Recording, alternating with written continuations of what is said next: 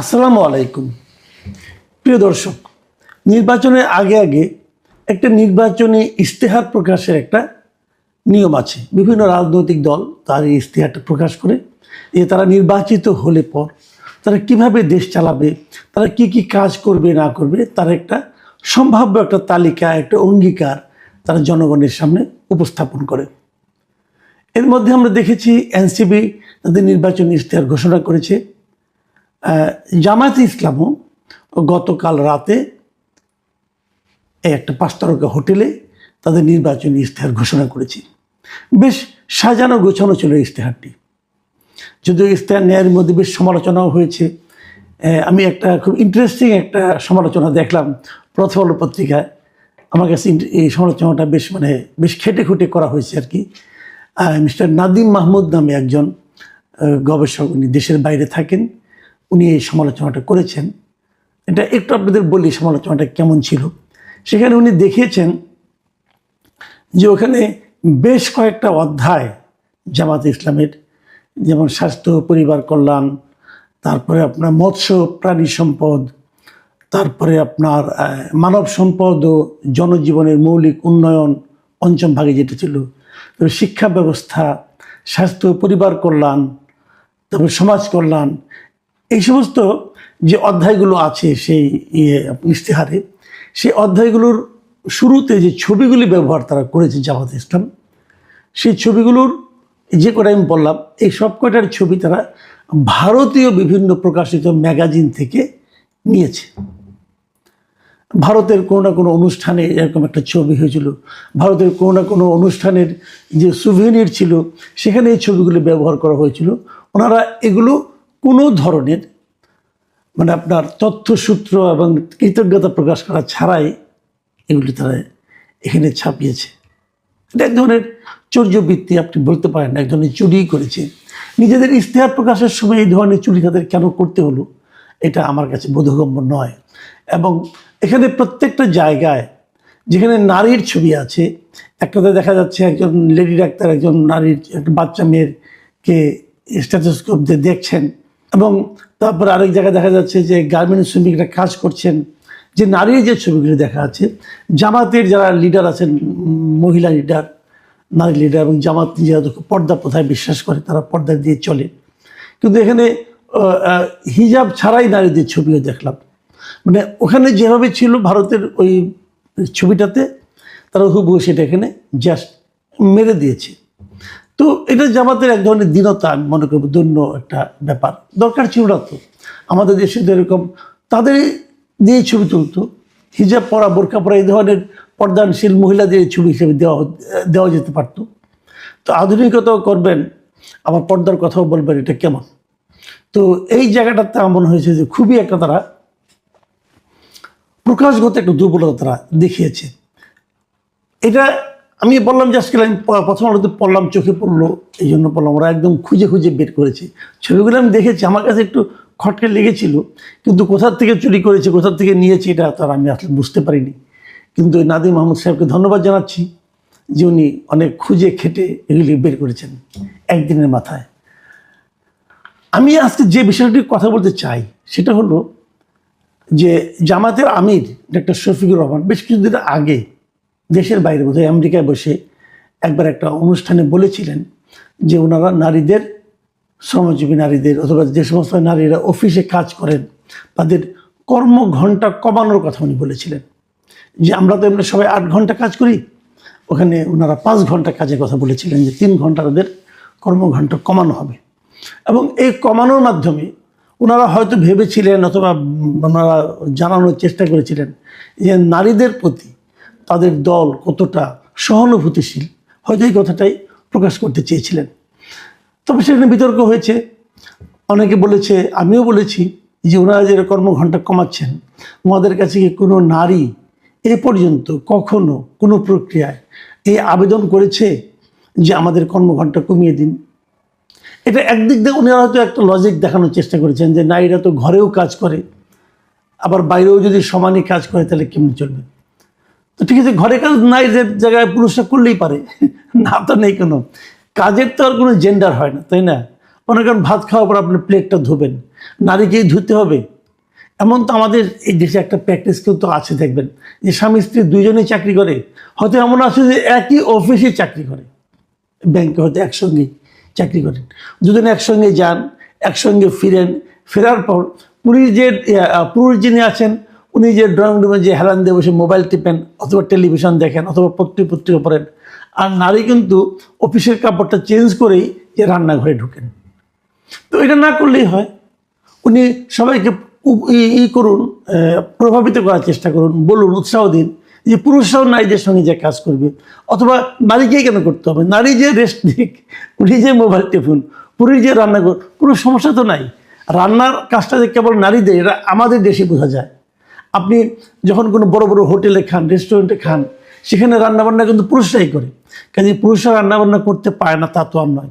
যাই হোক, সেটা আলোচনা না। আলোচনার বিষয় হলো যে এই যে নারীদের কর্মঘণ্টা কমানোর যে ব্যাপারটা, এইটা আবদারটা কে করেছিল ওনার কাছে? কেউ করেনি। এবং বলার চেষ্টা করা হলো যে 3 ঘন্টা কমালে মেয়েদের জন্য একটা উপকার হবে, নারীরা এরকম সুবিধা পাবে, কিন্তু আসলে কি তাই পাবে? আমি অনেক অফিসে জানি যে এমনিতে আপনি দেখবেন যে নারী পুরুষ সমান চাকরি কিন্তু হয় না।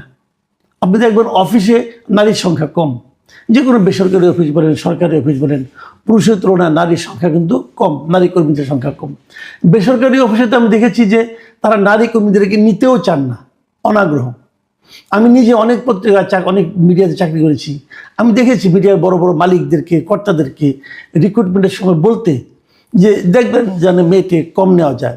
ধরেন 30 জন রিপোর্টার আছে, আমি যখন মিডিয়াতে ছিলাম, 30 জন রিপোর্টারের মধ্যে বলা হলো যে ঠিক আছে 4 জন 5 জনের বেশি নারী নিয়েন না। এবং রেশিওটা এরকমই হয়। আপনার টেলিভিশনের রিপোর্টার দেখবেন, পত্রিকায় দেখবেন, যদি 30 জন অথবা 40 জন রিপোর্টার থাকে, 30 জনের মধ্যে 6-7 জনের বেশি নারী পাবেন না আপনি। এর কারণটা কি? এর কারণটা হলো তাদেরকে মালিক পক্ষ অথবা ওনারা বলার চেষ্টা করেন যদি একজন নারীকে নেওয়া হয় তাহলে ওনার মনে করেন শারীরিকভাবে ধরেন যখন সন্তান হবে তখন তাকে আবার বেশ কয়েক মাস মাতৃত্বকালীন ছুটি দিতে হয়, এটা তারা দিতে আগ্রহী না। তারা বলবেন তখন সময়টা তারা বসে বসে বেতন নেবে, অতএব নারী আমরা নিব না, কম নিব। তো এইভাবে যখন আপনি ভাববেন তখন এই সমস্যাগুলি কিন্তু আসলে তৈরি হয়। তাহলে এমনি নারীদেরকে নিতে চান না, তার মধ্যে যখন আপনি কর্মঘণ্টা কমিয়ে দিবেন তখন তো মেয়েদেরকে আরও নিতে চাইবে না, বলবে কি যে ওনাকে যদি আমি নেই তাহলে তো ওনার কাছ থেকে আমি 5 ঘন্টার কাজ পাবো, তার কাছ থেকে আমি 8 ঘন্টার কাজ পাবো না, তাহলে তাকে আমি নেবো কেন? এই বিষয়গুলো কিন্তু আসবে। তাতে কি হবে?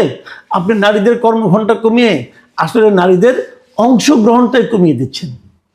কাজেই এটা খুব প্র্যাকটিক্যাল কোনো চিন্তা না, এবং এটা মানে সারা দুনিয়াতে গ্রহণযোগ্য কোনো চিন্তাও কিন্তু হবে না।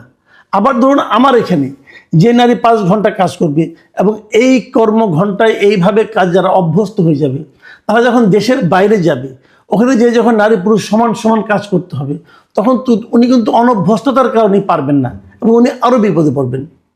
কাজে এটা খুব লজিক্যাল না। যাই হোক, এই জামাতে ইসলামের যে আপনার ইশতেহার গতকালকে প্রকাশিত হয়েছে সেখানে কিন্তু নারীদের এই কর্মঘণ্টার বিষয়ে কোনো কিছুই বলা হয়নি, বরঞ্চ নারীদের জন্য বিভিন্ন প্রজেক্টের কথা বলা হচ্ছে। তো যখন বলা হয়নি এটা হয়তো অনেকে ভাবতে পারেন এটা একটা স্বস্তির খবর, কিন্তু না, এটা স্বস্তির খবর নয়।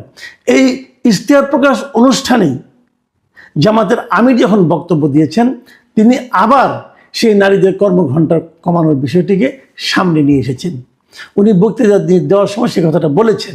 তিনি যেখানে বলেছেন যে নারীদের কর্মঘণ্টা নির্ধারণে জামাতের একটি পরিকল্পনা রয়েছে, পর্যায়ক্রমে সেটি বাস্তবায়ন করা হবে। মাথায় রাখবেন, পর্যায়ক্রমে সেটি বাস্তবায়ন করা হবে।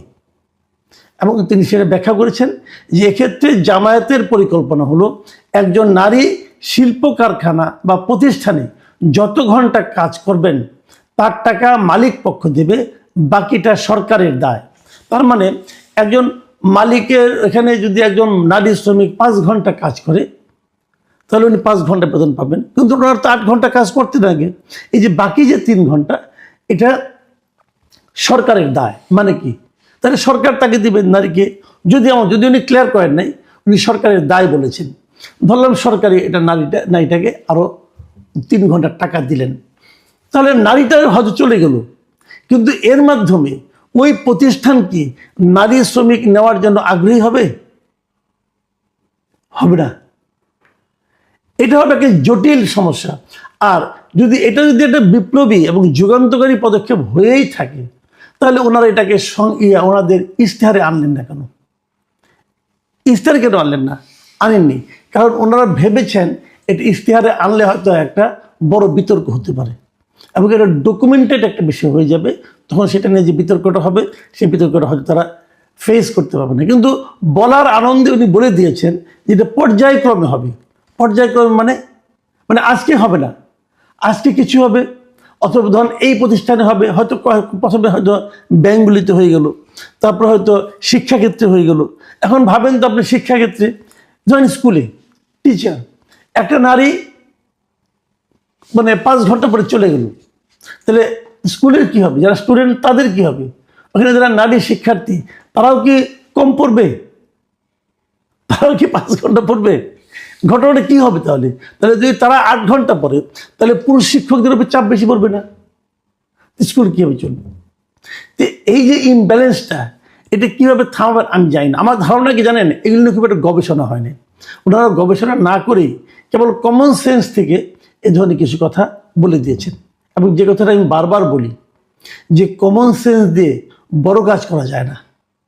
কমন সেন্স অবশ্যই গুরুত্বপূর্ণ, কিন্তু আপনি যখন রাষ্ট্রীয় কোনো একটা সিদ্ধান্ত নেবেন, সমাজের জন্য যখন একটা দীর্ঘস্থায়ী সিদ্ধান্তে যাবেন, তখন কমন সেন্সের উপর নির্ভর করেন না। ডাক্তার শফিকুর রহমান আমার ধারণা সেই কাজটাই করেছেন, এবং হয়তো ওনার মনে এটা আছে। উনি হয়তো দলকে খাওয়াতে পারছেন কিনা জানি না, তাহলে উনি বারবার ওটা আবার বলছেন কেন? এবং এটার মধ্যে আমি একটা অভিসন্ধিও দেখি। অনেকে হয়তো বলবেন যে কি অভিসন্ধি? অভিসন্ধিটা এই ধরনের যে নারীদের ব্যাপারে ওনাদের যে দৃষ্টিভঙ্গিটা, এটা আলাদা করে ওনাদেরকে প্রকাশ করতে হচ্ছে, এবং এই প্রকাশ করার মাধ্যমে ওনারা নারীর উপকারের পরিবর্তে নারীদেরকে আরও বেশি ক্ষতিগ্রস্ত করার মতো পদক্ষেপ হয়তো যাবেন। কারণ নারীরা নেতৃত্বে আসতে পারবেন না, ওনারা নারীদেরকে মনোনয়ন দেবেন না, যেটা নাকি কয়েকদিন আগে জুলাই সনদে ওনারা স্বাক্ষর করে আসছেন যে ওনারা নির্বাচনে 5% নারীকে মনোনয়ন দেবেন।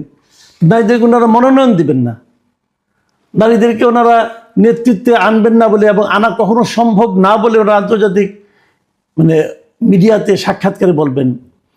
এবং সর্বশেষ যে স্ক্যান্ডালটা, যে এক্স হ্যান্ডলারের যে ওনার যে আপনার নারী বিষয়ক যে মন্তব্য, খুব অশ্লীল একটা মন্তব্য, উনি বলেছেন যে ওটা নাকি ওনার হ্যাক হয়েছিল। তো এখন পর্যন্ত যতগুলি জায়গায় পেয়েছি এটা নিয়ে নানা ধরনের আলোচনা হচ্ছে, কিন্তু উনি নিজে অস্বীকার করেছেন যে উনি বলেন নাই। তো আমি এটা নিয়ে আর আলোচনা করতে চাইনি, যেহেতু উনি অস্বীকার করেছেন, আমি ওনার অস্বীকারটাকে নিচ্ছি। তো এই সব মিলিয়ে এই দলটিকে আমার কেন যেন মনে হচ্ছে ওনারা নারীদের নিয়ে কোনো একটা পরিকল্পনা করছেন। সেই পরিকল্পনাটা আলটিমেটলি ইতিবাচক পরিকল্পনা নাকি নেতিবাচক ষড়যন্ত্র, এটা এখনই বোঝা হয়তো কঠিন হয়ে যাবে। তবে আমি এটুকু বলতে পারি যে নারীদের ব্যাপারে ওনাদের পরিকল্পনাটা ট্রান্সপারেন্ট সম্ভবত নয়। প্রিয় দর্শক, এগুলো আপনাদের বিবেচনায় থাকুক, ভোটের সময় মাথায় রাখবেন। এখন এ পর্যন্তই। আল্লাহ হাফিজ।